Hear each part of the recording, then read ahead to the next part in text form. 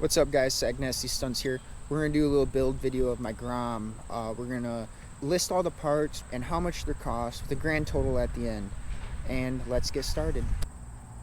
First we'll start with my handlebars. I have KLX 110 bars. They're absolutely amazing. I've dropped my bike plenty of times and they have yet to bend.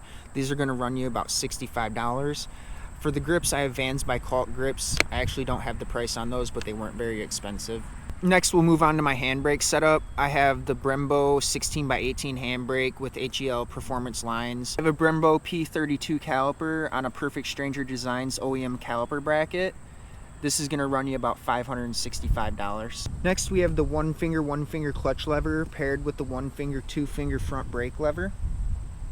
I also purchased a +4 clutch cable.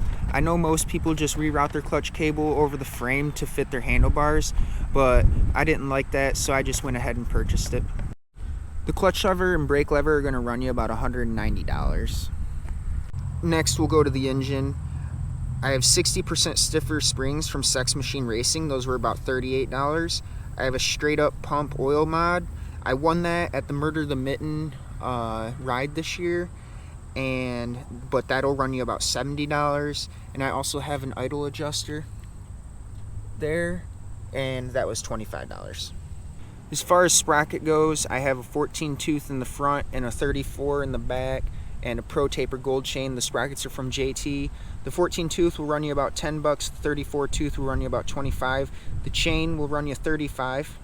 And I have NDC chain adjusters, and those will run you about $72. Next, we have MK Stunt's axle sliders and MK Stunt sub cage. Those are going to run you about $345 with the titanium. And on the way, I have Perfect Stranger Design bar clamps. Those are going to be here soon. Those were about $110.